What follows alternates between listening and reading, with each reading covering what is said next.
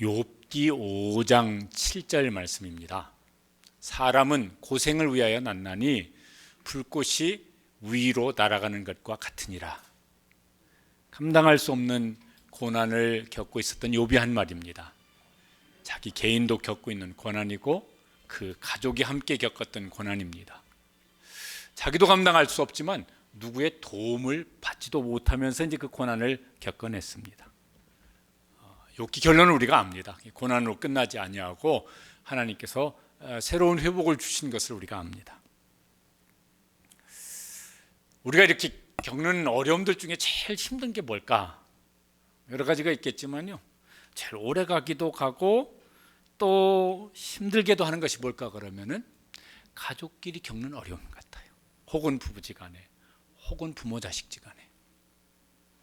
좋아도 그게 이제 제일 좋은 경우가 가족끼리 겪는 즐거움이 큰 것 같지만은 어려움도 그런 것 같습니다. 어떤 건 노력하고 막 수고하면은 해결할 수 있는 건 뭐 그렇게 큰 심각한 문제는 아닐 것 같아요. 또 혹은 누구 다른 사람의 도움을 받아서 해결해낼 수 있으면은 그것도 뭐 그닥 그렇게 심각한 문제는 아닐 수 있을 것 같아요. 근데 어떤 건 아무런 노력을 해도 이게 해결되지 아니하고 누구에게 도움을 요청할 수도 없고 도움을 받을 길도 없고 이러면은 이게 이제 늪에 빠진 것처럼 이제 답답하고 어떻게 하면 좋을까? 답도 못 찾겠고. 오늘 읽은 말씀에도 이제 그런 가족의 이야기가 나옵니다. 어떤 아버지하고 이제 아들 이야기인데 가족 이야기죠. 그런데 이 어려움 때문에 덕분에라고 말을 하면 더 좋을 것 같아요. 이 어려움 덕분에, 이 감당할 수 없는 어려움 덕분에 이 가족이 예수님을 만납니다. 그리고 주님이 주시는 회복을 누리게 되어집니다. 어떤 사람에게 고난은 그런 것 같아요. 어떤 사람에게 고난은 예수님을 더 깊이 만나는 좋은 기회가 되어지고, 하나님께서 우리에게 이런 은총을 베풀어 주시는구나, 이런 것을 경험할 수 있는 기회가 되어지는 사람도 있고, 다 그런 건 아니죠. 또 어떤 사람은 그 감당할 수 없는 고난 때문에 예수님께로부터 멀어져요. 예배로부터도 멀어져요. 무슨 가족이든지 관계로부터도 멀어져요. 하여튼 뭔가가 자꾸 멀어져서 이제 그렇게 끝나버리는 사람들도 적지가 않은 것 같아요. 우리가 이제 평안하게 생활을 하면 다 좋죠. 그런데 원튼 원치 않든 과거에 겪었든 지금 겪고 있든 앞으로 겪을지도 모르겠고, 그 겪는 중에 여기 오늘 나오는 이 아버지처럼 처음에 이제 욥기 읽어드렸는데 욥처럼 크게 하나님을 더 깊이 알아요. 예수님을 더 깊이 만나요. 하나님께서 우리에게 이런 회복의 은총을 베풀어 주시는구나. 이제 이럴 수 있는 역전의 기회가 되어지는 그런 은혜를 구하고, 또 그것을, 그 은혜를, 그 회복의 은총을 누릴 수 있는 우리 성도들 되시기를 주님의 이름으로 축복합니다. 코로나 과정도 그 중에 이제 한 가지가 되었으면 좋겠어요. 이것 때문에 무슨 신앙 연약해지고 예배든 기도든 이런 거 다 연약해지고 이렇게 쭈그러져 있으면 이건 도무지 아닌 것 같아요. 지난주일 어린이 주일 자녀를 복되게 하는 부모 이런 설교를 했습니다. 오늘 어버이 주일인데 효도 설교 이런 거 할까 하다가 저는 효도할 분이 안 계세요. 다 이제 천국 가셔서 안 계세요. 또 이제 저도 자녀들이 장성했는데 효도라 이렇게 대놓고 얘기하는 것이 좀 머쓱하기도 하고 그래서 부모는 하여튼 죽을 때까지 부모의 책임에서 벗어날 수가 없잖아요. 그 부모 책임을 잘 감당해서 자녀가 복되면은 그게 자녀로부터 받을 수 있는 최고의 효도가 될 수 있을 것 같아서 오늘 이제 또 지난주하고 비슷한 설교를 이제 합니다. 부모님이든 자녀가 되어졌든 평안 중에도 말할 것 없이 그랬으면 좋겠고, 어려움을 겪는 고난 중에도 그게 신앙이 더 깊어져요. 예수님을 특별하게 만날 수 있는 그런 이제 경험의 기회가 되어져요. 합력하여 선을, 진짜로 성경에 있는 얘기가 아니라 진짜로 하나님께서 합력하여 선을 이루어 주셨구나, 이런 걸 경험할 수 있는 우리 모든 가족들, 모든 성도들 되시기를 주님의 이름으로 축복합니다. 그래야 우리가 저 이름 걸어놓고 저런 분들한테도 예수님 믿어야 된다고, 그래야 우리 속에 살 길이 열린다고, 살 힘을 얻는다고, 소망이 거기서 나온다고. 그래야 우리가 말할 수 있지. 안 그러면은 왜 예수님 믿어야 되는데 몰라. 뭐 교회에서 목사님이 시키는데 나도 이게 진짜 짜증나네. 이렇게 해가지고 이게 될 일이 아닌 거잖아요. 여기 보면 한 아버지가 제자들에게 왔습니다. 이때 상황은 그 앞에 보면은 예수님은 베드로, 야고보, 요한 세 제자들이고 이제 산에 올라가 계셨고 나머지 9명의 제자들이 있을 때 데려왔습니다. 아들과 함께 왔는데 이 아들이 심각한 문제 속에 있습니다. 귀신에게 사로잡힙니다. 그러면은 말을 못하고 입에 거품을 몰고 땅바닥을 뒹굴뒹굴 구르면서 막 이를 부두득 갑니다. 그리고 온몸이 막 경직되어서 뻣뻣해집니다. 요새로 하면은 요새 드물기도 하죠. 막 같은 간질 막 이렇게 하면 막 발작 증세가 있었어요. 근데 요 경우는 이제 귀신이 이 아들을 공격을 해가지고 이제 그런 증상이 일어난 거예요. 뒤에 보면은 막 언제부터 그러냐니까 어렸을 때부터 그랬다고. 그러면 이 귀신이 아이를 사로잡으면 막 물속에도 뛰어들어가고 불 속에도 뛰어들어가서 죽을 고비도 여러 번 넘겼다고. 그러니 부모가 얼마나 노력을 했겠습니까? 그런 자식 어떻게 살려보겠다고, 고쳐보겠다고 온갖 노력 다 했을 거 아니겠어요? 근데 나아지지를 않고 있어요. 그러니까 얼마나 이게 힘들었을까, 얼마나 지쳤을까. 이게 남 얘기지만은 뭐 또 이렇게 막 자녀 때문에 고생 많이 하시는 분들도 지금도 고생하시는 분들 계실 거예요. 그러면요, 와, 이게 참 보통 힘든 노릇이 아닐 수가 없어요. 이 아이는 자기 자신에게 있는 어려움을 스스로 해결할 수가 없습니다. 아니, 내가 왜 이렇지, 그 원인, 왜 그런지도 그것도 인식하지 못할 거예요. 부모가 도울 수 있냐? 뭐 또 해결해 주는 건 그만두고 도울 길도 없습니다. 그런데 이게 남 얘기면은 뭐 이렇게 기도해 주세요. 그러면 알겠어요. 한번 기도할게요. 그리고 한번 기도하고 만다든지 어디 도와주세요. 그럼 우리 후원 헌금 합시다. 그리고 한번 하고 만다든지 이러면은요. 그냥 나도 그때 기도하고 그때 막 나도 보기 싫어하고 한번 기도했었어. 그때 나도 헌금했었어. 이러고 그냥 지나갈 수도 있는데 이게 자식의 문제니까 그렇게 할 수가 없잖아요. 내 문제지. 자식의 문제는 평생 부모의 문제잖아요. 그러니까 이걸 어떻게 할 수 없어요. 무슨 가족 다의 문제죠. 그런데 이제 여기 상황을 보면은 누가 도와줄 수도 없는 문제예요. 도와주지도 못해요. 18절에 보면은 요 아버지가 이제 예수님한테 하는 이제 소리입니다. 내가 선생님의 제자들에게 내쫓아달라 하였으나 그들이 능히 하지 못하다이다. 제자들도 도울 수가 없어요. 이 아버지와 자식을 도울 수가 없어요. 예수님의 제자들인데도 전혀 못 도와요. 교회도 못 돕는 거예요. 그러니까 해결할 힘도 없지, 도움받을 길도 없지. 아마 이제 그랬으면요, 혹은 이렇게 부모 형제는 어땠을지 모르겠지만은 좀 가까운 친척이라도 자꾸 부담 느꼈을 거예요. 전화하지 마. 요새 이게 전화번호 이게요 문제라니까. 이게 좋은 점도 있지만은 불편하면 안 받아. 이름이 뜨니까. 문자 카톡 보내도 답도 없어. 옛날에는 그게 없었겠지만 지금 같으면 이랬을 거예요. 찾아오면 없다고 그러고. 그런데 이제 이 아버지가 보니까 그 세월이 얼만큼 지났는지 모르겠지만은 끝까지 이제 포기하지 않고 있습니다.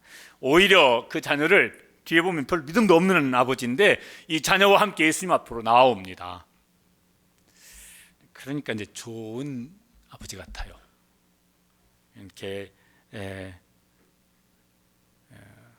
고마운 아버지다 이런 생각이 들어요. 자식이 이제 뒤에 회복되어지니까 그러면은 어머니는 더 그랬을 것 같긴 하지만은 부모님 생각하면 내 인생에 가장 고마운 분들이다. 하나님께서도 그러실 것 같아요. 너 참 힘든 과정 포기하지 아니하고 너를 내 앞에 데려와서 그래서 그 회복의 은혜를 받겠으니까 너 참 고마운 아버지다. 하나님도 그러셨을 것 같아요. 우리가 자녀에게 이것저것 이렇게 뭘 해줘야 될 것도 있고 해주기도 하겠지만은 이러면 제일 것 같아요. 우리 부모님 기도 덕분에 우리 부모님이 우리를 그렇게 하나님 앞으로 인도해서 말씀으로 세우고 기도로 해주셔서 우리가 평생 하나님의 은혜 속에 하나님이 주시는 복을 누리며 살게 되어진다. 그런 점에서 우리 부모는 가장 고마운 분들이다. 이러면 정말 좋을 것 같아요. 그런 부모님들 될 수 있도록 힘쓰시고 또 그렇게 노력도 하시고 은혜도 구하시면 참 좋겠습니다. 그럼 부모들이 제일 잘하는 것일 것 같아요. 내가 뭘 어떻게 해결하겠다고 하면 막 그 자녀하고 막 싸우는 집들이 많아. 그게 뭘 자녀에게 복이 되겠으면 부모에게 복이 되겠어. 피차다 힘든 일인데. 우리 중에도 이제 자녀의 어려움 때문에 이거 어떻게 해결해 주지도 못하고 도와주지도 못해서 지금도 막 이렇게 마음이 힘들고 짐만 한 짐 짊어지면서 여기 예배드리는 성도들도 있으실 겁니다. 과거에 그런 분도 계시겠고 지금 그런 분도 계실 거예요. 혹은 부모님이 생전에 계시면은 막 이렇게 이제 여기 앉아 계신 성도 젊은 분들 빼놓고는요, 연세도 부모님들이 많으시면은 이거 어떻게 이걸 다 어떻게 잘 모시고 뭐 잘 책임져 드리면 좋겠지만 그렇게 할 수 있는 힘이 없네. 부담만 한 짐인데 이거 언제까지 이거 이렇게 감당하지? 뭐 이렇게 힘들어하는 분들도 계세요. 그것 때문에 기도해 주세요. 이렇게 기도 부탁하시는 분들도 더러 계세요. 남은 고만두고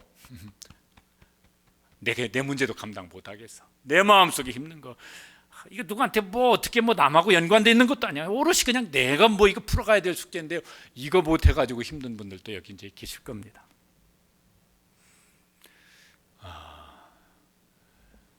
여기 회복을 주시는 주님께서 오늘 예배하는 우리 성도들 가운데도 그런 회복의 은총을 베풀어 주시기를 축복합니다.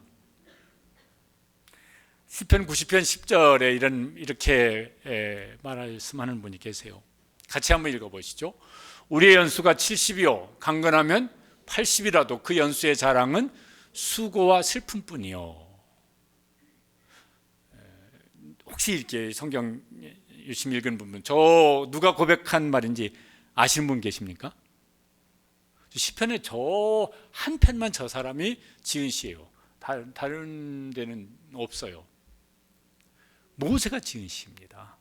모세 시가 어떻게 시편에 들어갔는지 모르겠는데 모세가 얼마나 대단한 하나님의 사람입니까? 그런데 인생을 살아갈수록 뭐가 이렇게 추억을 더듬어 봤더니 남는 거라고는 수고와 슬픔밖에는 별로 기억나는 게 없네. 그러니 연희 사람 같으면 막 얼마나 더 하겠어요. 저 대단한 하나님의 사람도 그렇게 살았구나. 저 대단한 분도 마음속에 남아있는 건 그런 게 마음에 겹겹이 이렇게 쌓여 있구나. 그러니 이게 뭐 어떻게 하겠습니까? 근데 도울 수 있는 방법이 있어요. 그런 사람들을 적극적으로 환영하고 초청하는 분이 계세요. 예수님이 그렇게 말씀을 하십니다. 우리가 이렇게 많이 암송하는 말씀 중에 마태복음 11장 28절이죠. 암송하고요. 늘 저 말씀 힘들 때마다 묵상하면 참 좋죠. 같이 읽어보시겠습니다. 수고하고 무거운 짐진 자들아 다 내게로 오라.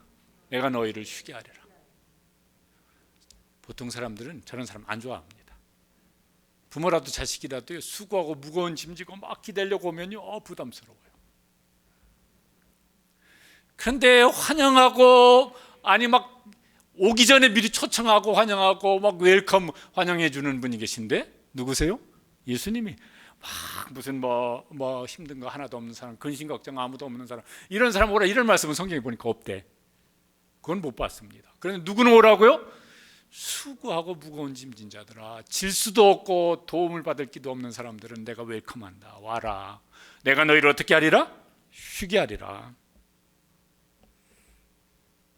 그러니까 이제 괜히 막 이렇게 막 좀 도와주세요 그런데요 거절당하면요 자존심도 상하고 상처도 되어지고 그래요.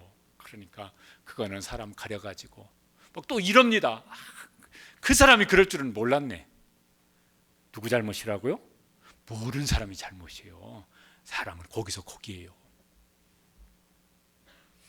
그러니까 초청하시는 예수님께로 오셔서 예수님을 깊이 만나고 회복을 주시는 주님 안에서 힘도 얻고 쉼도 얻을 수 있게 되시기를 바랍니다. 우리가 이제 근래 이렇게 좀 불렀던 찬양 같아요. 가사가 날이 저물어 갈 때 빈들에서 걸을 때 그때가 하나님의 때, 내 힘으로 안 될 때 빈손으로 걸을 때 내가 고백해 여호와 이래. 주가 일하시네, 주가 일하시네, 뭐 이렇게 이제 가사가 되어집니다. 말이 멋있지 날이 저물어 갈 때 빈들에서 걸을 때 이게 뭐예요? 얼마나 지금 인생이 고단한 인생의 모습이에요. 내 힘으로 안 될 때 그래서 빈손으로 터덜터덜 지금 걸어가고 있습니다. 이게 시적으로 근사한 표현인지 실제로 그 삶에 부딪혀 있으면 이게 얼마나 처량한 노릇입니까? 근데 경험을 했습니다. 그때가 하나님의 때라고, 그때가 주님이 일하시는 때라고. 그러면서 이게 찬송시를 지었습니다. 우리의 고난 중에도 이런 찬송시들이 하나씩 나왔으면 참 좋겠습니다. 이제 이런 이야기들이 이제 이렇게 주고받을 때 예수님께서 이렇게 듣고 계시다가 거기 이제 19절에 보면은 이렇게 말씀하세요. 제자들에게 뭐라고 하십니까? 같이 읽어보시죠. 그를 내게로 데려오라. 수고하고 무거운 짐자들아 다 내게로 오라. 그런데 스스로 못 오는 사람도 있어요. 예수님께서 제자들에게 시키세요. 그 사람 어떻게 하라고? 내게로 데려오라고. 내게로 데려오라고. 그래서 그들 이제 맞아주십니다. 아마 이 사람들에게는 거북게 당했을 거예요. 이렇게 막 힘들면 심지어는 부모라도 혹은 자식이라도 거부하는 일이 생기잖아요. 말로 하든 행동으로 하든, 아니면은 말로는 안 그랬어. 근데 얼굴 표정이 충만하게 나 부담스러워, 나 힘들어요. 그래서 막 거부하는 얼굴 표정, 막 이런 거 막 겪어보신 분들 계실 거예요. 혹은 막 거부를 하신 분도 계시겠고. 손주를 보는 것이 제일 큰 기쁨, 막 이런 얘기들을요, 손주를 보면 다 얘기를 합니다. 그런데 조금 크니까 막 이런 말씀하면 맞아 이렇게 공감하는 게 있어요. 손주가 올 때는 어떻고? 좋고, 갈 때는 더 좋고 막 이런다고. 그러면요 다들 공감해. 맞아, 올 때는 좋은데 갈 때는 더 좋아. 왜 그래요? 힘드니까.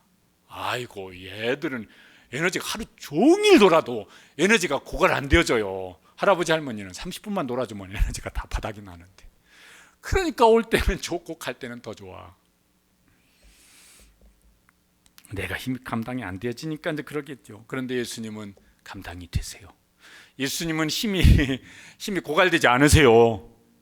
예수님은 능력이 고갈되지 않으십니다. 아멘입니까? 그래서 부담스러워하지 않으세요. 그래서 뭐라고 그러시냐면요, 수고하고 무거운 짐자들은 언제든지 누구든지 오라고 환영하고 초청하고 계세요. 못 오면 데려오라고 말씀을 하세요. 그래서 먼저 이 아버지처럼 자기 문제든 자식의 문제 됐든 부모의 문제가 됐든 함께 예수님 앞으로 나아가기를 힘쓰는 그런 우리 성도들 되시기를 바랍니다. 그게 이제 잘하는 것이죠.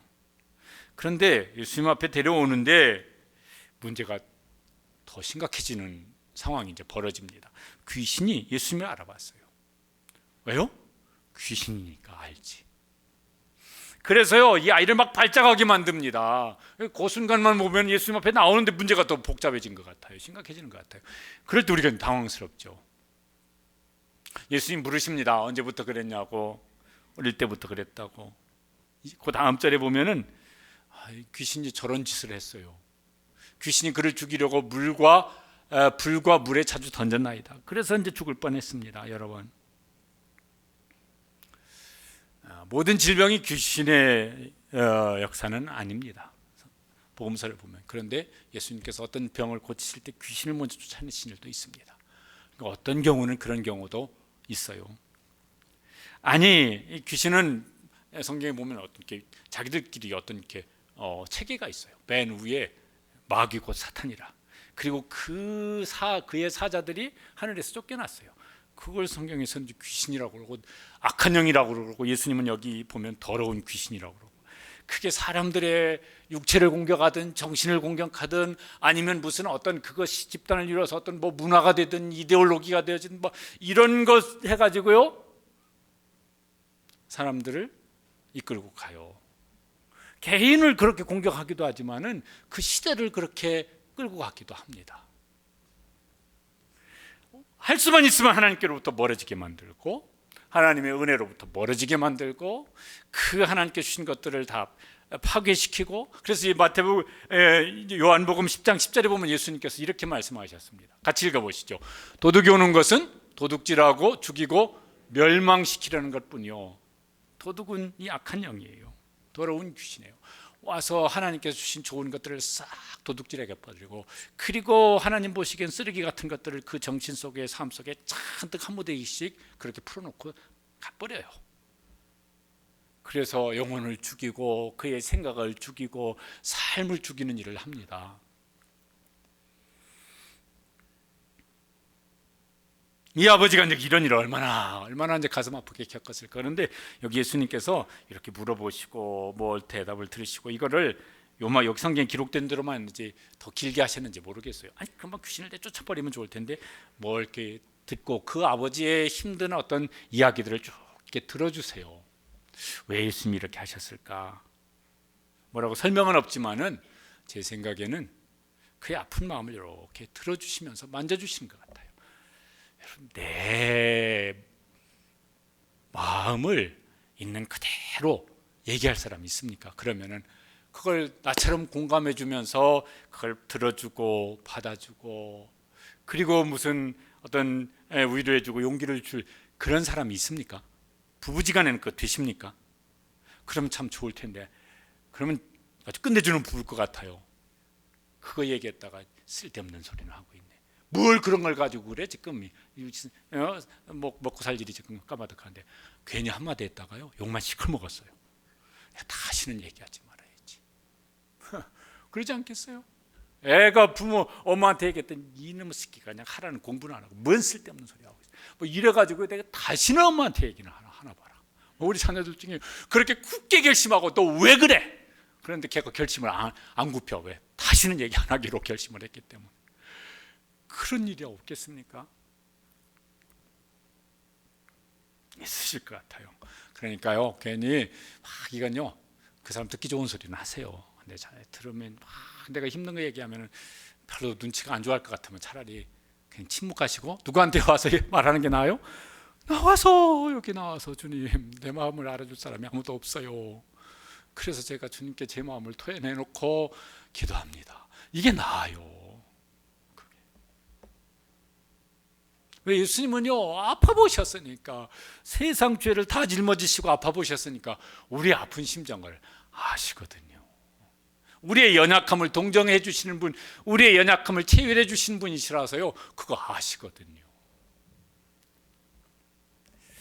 우리가 이렇게 부르는 찬양 중에 저도 한 번씩 부르면 이렇게 은혜가 되어지는 찬양 중에 저 찬양이 있어요. 같이 한번 읽어보시죠. 주님과 같이 내 마음 만지는 분은 없네, 오랜 세월 찾아 난 알았네, 내게 주밖에 없네. 저 찬양에 대한 기억이 있습니다. 한 20년쯤 하여튼 전에 어떤 세미나가 있었습니다. 목사들이 몇백 명 이제 모여온 자리인데, 거기 강사분이 어떤 이렇게 서울에 있는 큰 대형교회 목사님이시고, 그분은 참 목사들에게도 존경받는 목사님이셨어요. 그런데 뭔 얘기를 이제 하셨는데 그건 생각이 안 나고, 본인이 막 이렇게 마음에 막 이렇게 힘들 때 부지간에 얘기하는 것도 그렇고, 성도들 두고 붙잡고 얘기할 수도 없고, 그러면 저 찬송 부른다고. 주님과 같이 내 마음 만지는 분은 없네, 오랜 세월 찾아 난 알았네, 내겐 주밖에 없네. 그러면 주님께서 마음을 위로해 주시고 다시 힘을 얻고 이렇게 하신다고. 그런 다음에 우리 다 같이 불러보십시다. 그러니까요, 이렇게 다른 성도 여러분이 부르셔도 저 찬양 연회가 되지만은 그 이심전심 다 통하는 목사들 수백 명이 모여서 이렇게 가수들 그 막 노래 부를 때 하는 거라고 하면 떼창 부르듯이 저 찬양을 몇 번 불렀었어요. 이쪽에서는 막 이제 기쁨으로 부르고, 저쪽에서는 훌쩍거리면서 부르고. 주님께서 이 아버지의 마음을 지금 만져주시는 것입니다. 이제 아버지가 이제 용기를 내서 간청을 합니다. 22절에 보면은 이렇게 간청을 합니다. 같이 읽으시죠. 그러나 무엇을 하실 수 있거든 우리를 불쌍히 여기사 도와주옵소서. 근데 이렇게 딱 내용을 보면은 예수님도 그러셨지만 믿음이 썩 그렇게 좋은 아버지는 아닌 것 같아요. 뭐라고 말을 합니까? 무엇을 하실 수 있거든. 하실 수 있으실지 없으실지 잘 모르겠지만 하실 수 있으시다면 이런 것 같아요. 그런데 참 좋은 아버지 같아요. 왜? 믿음이 그거밖에 안 되는데도 나와서 뭡니까? 간청을 하면서 기도하고 있잖아요. 믿음 좋다고 그러면서 막 성경 받고 쫙쫙 꿰면서도 기도하지 않는 그런 부모들도 꽤 있는데, 이 아버지는 괜찮은 아버지 같아요. 그러면서 불쌍히 여겨달라고, 우리를 불쌍히 여기사 도와주옵소서, 그렇게 이제 간청을 하고 있습니다. 근데 저기도요, 우리를 불쌍히 여기사 이럽니다. 내 자식 불쌍히 여겨주세요, 이거 아니에요. 나 불쌍히 여겨주세요, 그거 아니에요. 그 자식과 내가 하나로 묶여 있어요. 그 자식의 어려움이 내 어려움이에요. 그걸 떨어뜨려서 뭐 우리 자식 불쌍히 여겨주세요, 이게 아니에요. 그게 묶여 있어요. 그렇지, 그게 부모지 뭐. 또 그렇게 해야지, 당연히 마땅히 그렇게 해야지. 자식의, 혹은 자식이면은 부모의 어려움이 있습니다. 그러면은 부모의 어려움이, 그건 부모의 어려움이고 나는 뭐, 이런 말이 안 되지. 그러면 그걸 이제 그 어려움을 나한테 묶어두고, 그리고 나와서 우리를 불쌍히 여겨주십시오, 우리를 도와주십시오, 그렇게 지금 이제 여기 간청을 하고 있습니다. 간구를 하고 있습니다. 그런 점에서 이 사람 좋은 사람 같아요. 좋은 아버지 같아요. 교회에도 이런 성도들이 있으면 참 좋겠습니다. 아유, 교회 안에 지금 무슨 문제가 있고 막 이렇게 해결해야 될 무슨 막 어려움이 있어요. 그럼 아유, 목사님이 알아서 하시겠지 뭐. 장로님들이 뭘 알아서 하시겠지 뭐. 나는 집사지만 사실은 잡사야, 뭐 이러면서 막 신경 안 써요.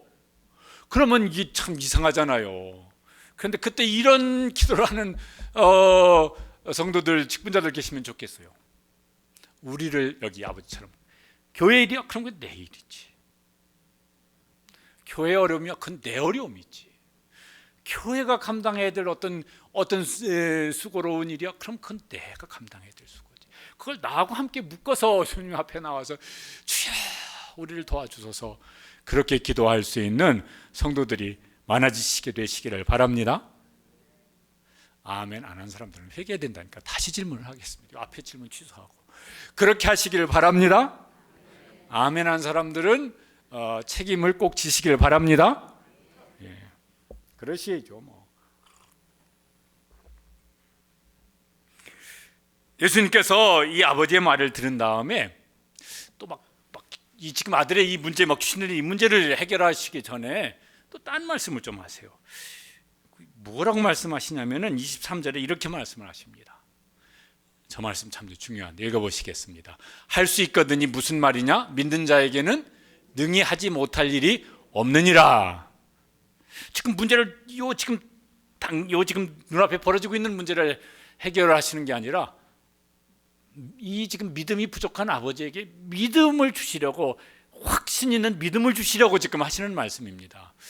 아니 지금 이 문제가 더 급할 것 같은데 자꾸 앞에 무슨 들어주시고 뭐 믿음을 가져야 된다고 이런 말씀하시고 이제 왜 그러실까? 하나님은 하나님의 능력을 베푸실 때, 예수님께서 그분의 능력을 베푸실 때 이렇게 하시는 일이 많아요. 예수님 병든 사람을 고치실 때 이런 말씀을 자주 하십니다. 네가 믿느냐? 믿습니다. 그럼 뭐라고 그렇게 하십니까? 네 믿은 대로 될지어다. 그러니까 주님의 능력이 그 사람에게 나타날 때 열쇠가 되는 것이 뭘까? 그럼 믿음이에요. 그러니까 이 한 문제뿐만 아니라 이 사람이 평생 살아가면서 그 믿음으로 주님 앞에 나와서 주님께서 베푸시는 은혜든 능력이든 경험하며 살아야 되겠으니까 믿음을 먼저 강조하십니다. 그랬더니 이 아버지가 이제 믿음으로 다시 이제 간청을 합니다. 근데 저 말이 맞는데 안 맞는 말이고 안 맞는데 맞는 말이고 그런 것 같아요. 같이 읽어보시겠습니다. 내가 믿나이다. 나의 믿음 없는 것을 도와주소서. 저 말이 문장으로만 하면은 앞뒤 말이 이게 지금 맞습니까? 안 맞습니까? 무슨 되죠? 믿나이다 그랬으면은 그냥 그거로 그러니까 제가 믿습니다. 어떻게 도와주시옵소서 이래야 되는데, 믿는다고 해놓고 뒤에 또 뭐라고 그래요? 나의 믿음 없는 것을 도와주소서. 저게 그냥 문장 구조로만 하면 저게 앞뒤가 안 맞는 말인데, 여러분 저 말 이해가 되십니까? 안 되십니까? 되죠? 저거 누구 얘기 같습니까? 우리 얘기 같아요. 믿습니까? 그러면 아멘이요. 그런데 그 믿음으로 그 문제 속에 들어가려고 했더니 걱정이 되어져요. 두려워져요. 망설여져요. 그래서 믿음으로 아멘 하고 믿음으로 발을 내디디려고 했더니 이게 발이 안 떨어지네, 이게 그냥. 그러니까 저 아버지가 지금 mid나이다 해놓고 또 뭐예요? 기도하는 거예요. 나의 믿음 없는 것을 도와주소서. 믿습니다 아멘 해놓고 또 어떻게 되겠어요? 마음이 흔들리면 나의 믿음 없는 것을 도와주소서 10번이고 20번이고 그러면서 결국은 믿음으로 나아갈 수 있게 되시기를 주님의 이름으로 축복합니다.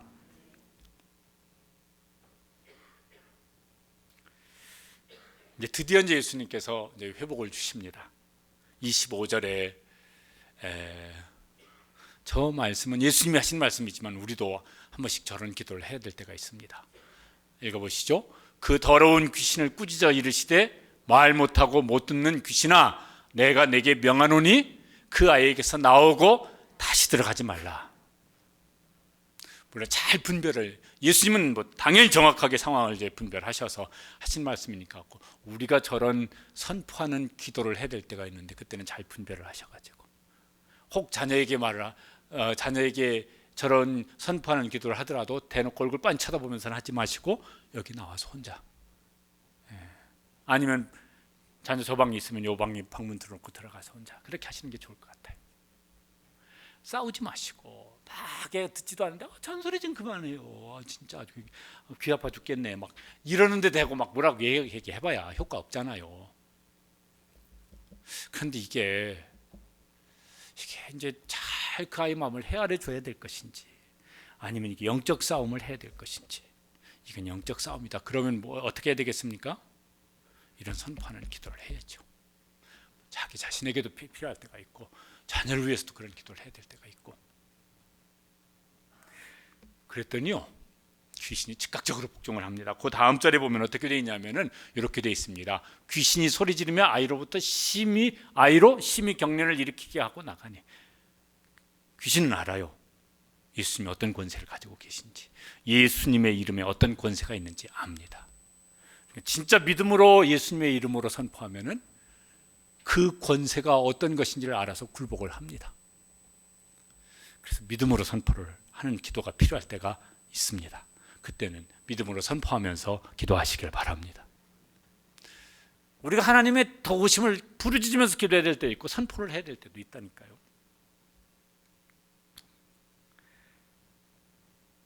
여기는 귀신이 예수님을 알았어요. 우리는 예수님을 믿는 사람이잖아요. 우리는 하나님의 자녀잖아요.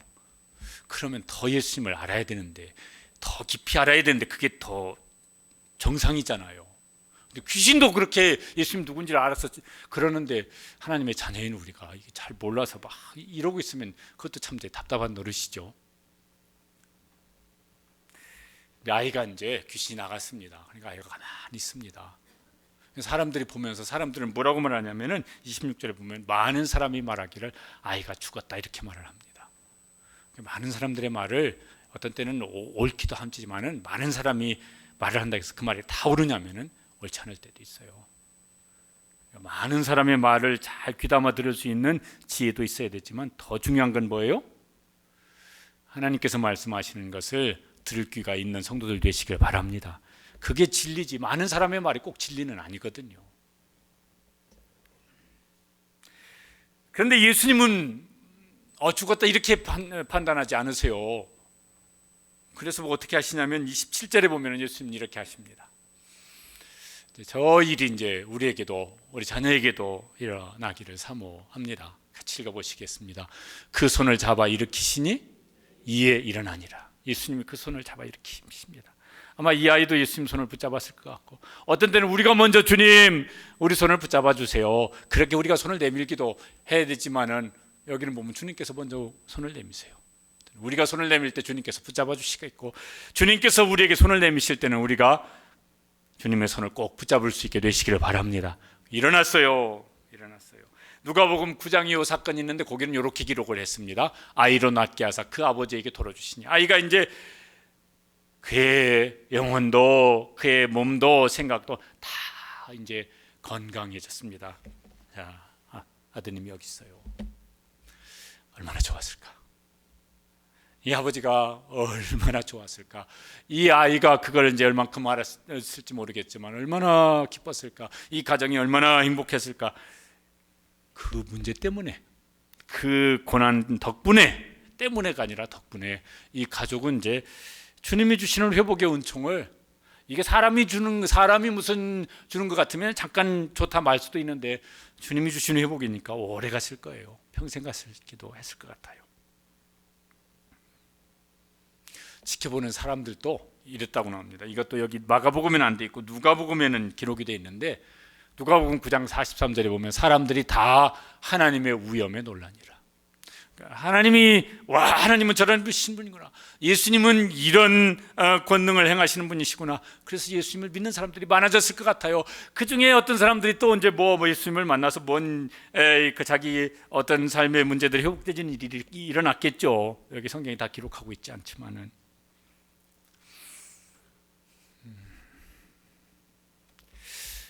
이제 문제가 있으면은 우리가 해결할 수 있는 건 힘써 노력해서 해결하면 됩니다. 또 다른 사람이 도움 필요하다면은 그때는 이제 지혜롭게 해야 되겠지만은 도움을 받아서 해결해도 괜찮을 겁니다. 근데 이게 이제 능력도 안 되고 또 손을 내밀 때도 없고 이럴 때는 이제 낙심하지 마시고 이 아버지처럼 그 문제를 가지고 예수님께로 나오고, 그래서 평안할 때 만나지 못했던 예수님, 평안할 때 경험하지 못했던 주님의 회복의 은총을 경험하는, 그래서 고난이 유익이 되어지는 그런 기회가 될 수 있도록 그렇게 은혜를 구하고, 그런 은혜를 우리 모든 성도들에게, 모든 자녀들에게 베풀어 주시기를 주님의 이름으로 축복합니다. 그러니까 그런 점에서는 이제 어떤 분의 고백처럼 고난당하는 것이 내게 유익이라 그렇게 될 수 있어요. 이렇게 끝난 게 아니라 거기 이제 28절 9절에 다 잘 끝났어요. 아버지도 기뻐하고 아들도 기뻐하고 보는 사람들도 확 박수 치면서 예수님은 저런 분이시고 하는데 마음이 찜찜해가지고 견딜 수 없는 사람들이 있어요. 누구냐면 제자들이에요. 제자들이 이 아주 은혜 충만한 이 사건을 보는데 자기들만 마음이 찜찜해서 죽겠어. 예수님한테 질문을 합니다. 사람들 앞에 대놓고는 또 말하기가 좀 그랬었던 것 같아요. 그래서 이제 방에 들어갔을 때 제자들이 이제 묻습니다. 조용히 묻습니다. 우리는 어찌하여 능히 그 귀신을 쫓아내지 못하였나이까? 이 질문은요, 제자들이 과거에는 예수님의 능력으로, 예수님의 이름의 능력으로 귀신도 쫓아내고 병든 자도 고치고 했었거든요. 주님께서 그런 능력을 제자들에게 주셨어요. 마가복음 거기 6장 12절 13절에 보면 제자들이 한 일을 저렇게 기록을 하고 있습니다. 제자들이 많은 귀신을 쫓아내며 많은 병자에게 기름을 발라 고치더라. 그런데 지금은 무기력한 제자들이 되어져 버렸습니다. 어떻게 된 거야? 그 사이에 뭔 일이 일어난 거야? 뭔 일이 일어났어요? 제자들이 생각이 딴 데로 싹 뺏겨버렸어요. 요 9장인데 10장에 보면 제자들이요 여기에다가 온통 신경 쓰고 있었습니다. 주의 영광 중에서 우리를 하나는 주의 우편에 하나는 좌편에 앉게 해 주시옵소서. 야고보와 요한이 하나는 주님이 왕이 되시면은 2인자 3인자 되게 해 주십시오. 그랬더니 나머지 그 열 제자가 뭐냐면은 다 열불이 났습니다. 왜요? 2인자 3인자는 니들만 해야 되냐? 우리도 해야지. 그러니까 이 제자들이 사람 낚는 어부가 되리라, 무슨 부름받았던 사명, 주님께서 보내신 사명 싹 잊어버리고 그냥 세상 사람들이요 어떻게 하면 더 무슨 성공하고 어떻게 하면 더 잘 먹고 잘 살고 여기다가 마음을 쏙 빼앗겨 버렸습니다. 그러니 뭔 기도를 했겠습니까? 그러니 뭔 믿음이 막 그들 속에 막 살아서 꿈틀거렸겠습니까? 그래서요 예수님께서 믿음이 없는 세대예요 앞에 막 그런 책망을 하셨어요. 이거 제일 누구들이라고 하신 말씀일 것 같습니까? 제자들도 뜨끔뜨끔했을 거예요. 오늘 교회 모습이 이와 같지는 않을까? 우리 자신의 신앙은, 우리 개개인의 신앙은 어떤 것 같습니까? 이름은 교회인데 예수님의 능력도 안 나타나고 예수님의 사랑도 안 나타나고 그래요.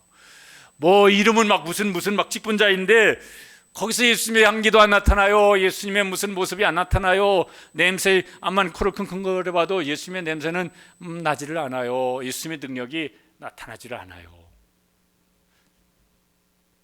코로나 겪으면서 교회가 더 그렇게 약해지진 않았을까? 어떻게 하면 좋겠습니까? 여기 이제 다 자녀가 있으신 분들은 우리가 믿음의 부모인데 자녀들 문제, 아버지처럼 이건 자식 문제가 아니라 내 문제야. 우리를 불쌍히 여겨주세요. 우리를 도와주세요.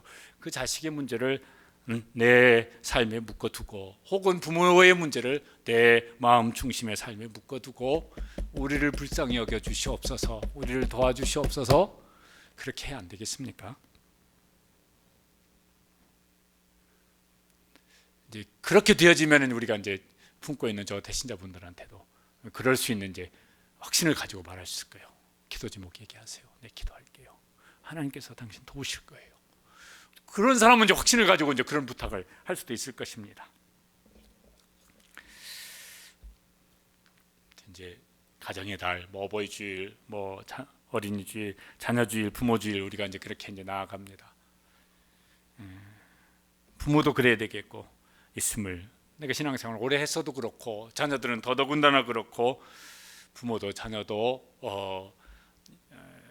평안 중에는 뭐 더 그랬으면 좋겠고, 고난 중에라도 주님을 더 깊이 만나고, 고난을 당하기 때문에 주님께서 주시는 은혜가 훨씬 더 큰 은혜를 경험하면서 그 행복을 누리며 세워져가는 우리 모든 가정들 되시기를 주님의 이름으로 축복합니다. 그게 이제 세상 사람들한테, 우리가 품고 있는 사람들한테 흘러갔으면은 그럼 정말 좋겠습니다. 기도하시겠습니다. 기도하실